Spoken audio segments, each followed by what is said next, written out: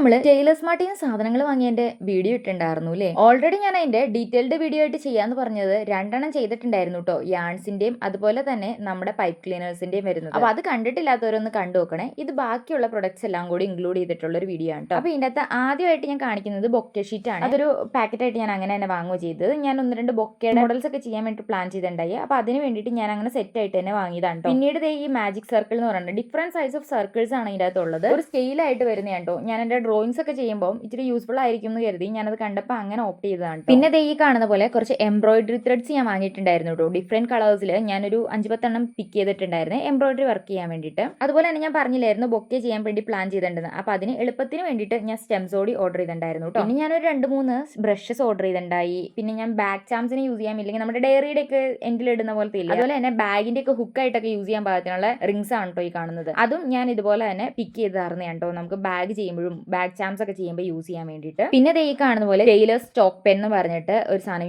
വാങ്ങിയിട്ടുണ്ടായിരുന്നു. അതിന്റെ ഡീറ്റെയിൽ ആയിട്ടുള്ള ഒരു വീഡിയോ ആയിട്ട് ഞാൻ ചെയ്യാട്ടോ. അത് മാത്രമായിട്ട് സിംഗിൾ ആയിട്ട്. അപ്പൊ നിങ്ങൾക്ക് ഇച്ചിരി ഡീറ്റെയിൽ ആയിട്ട് തന്നെ സംഭവം മനസ്സിലാവും. പിന്നെ നമ്മുടെ റെഗുലർ ആയിട്ട് യൂസ് ചെയ്യുന്ന പോലത്തെ നീഡിൽസ്, പിന്നെ ഇതൊരു ഫ്യൂസിംഗ് ടേപ്പ് എന്ന് പറഞ്ഞിട്ടൊരു സംഭവം കേട്ടോ. കുറെ പേർക്കൊക്കെ അറിയായിരിക്കും, വളരെ കുറച്ച് പേരെ കാണുള്ളൂ അറിയില്ലാത്തവർ. അപ്പൊ അതിന്റെ ഡീറ്റെയിൽഡ് വീഡിയോ ഞാൻ എന്തായാലും ചെയ്യാം. അപ്പൊ നിങ്ങൾക്ക് അത് എന്താ സംഭവം എന്നുള്ളത് മനസ്സിലാവും കേട്ടോ. പിന്നെ ഈ കാണുന്ന പോലെ സ്ക്രഞ്ചീസിനൊക്കെ യൂസ് ചെയ്യാൻ പാകത്തിനുള്ള ചെറിയ ഇലാസ്റ്റിക്സ് ആണ്. അപ്പൊ അതുപോലത്തെ കുറച്ച് ഇലാസ്റ്റിക് വാങ്ങിയിട്ടുണ്ടായിരുന്നു. പിന്നെ ഇതുപോലത്തെ ഉഡൻ ബേസ് വാങ്ങിയിട്ടുണ്ടായിരുന്നു കേട്ടോ. നമുക്ക് എന്തെങ്കിലുമൊക്കെ വർക്ക് ചെയ്യുമ്പോൾ അതിന്റെ അടിയിൽ വെച്ച് കൊടുക്കാൻ പാകത്തിനുള്ള. അപ്പൊ ഇത്രയും സാധനങ്ങളൊക്കെയാണ് കേട്ടോ ഞാൻ വാങ്ങിയത്. ഈ കാണുന്ന അത്രയും സാധനങ്ങളാണ് ഞാൻ പർച്ചേസ് ചെയ്തത്. അപ്പൊ ഇഷ്ടപ്പെട്ട ലൈക്ക് ചെയ്യാനും ഷെയർ ചെയ്യാനൊന്നും മറന്നു പോരുത്. അപ്പൊ അത്രേ ഉള്ളൂ.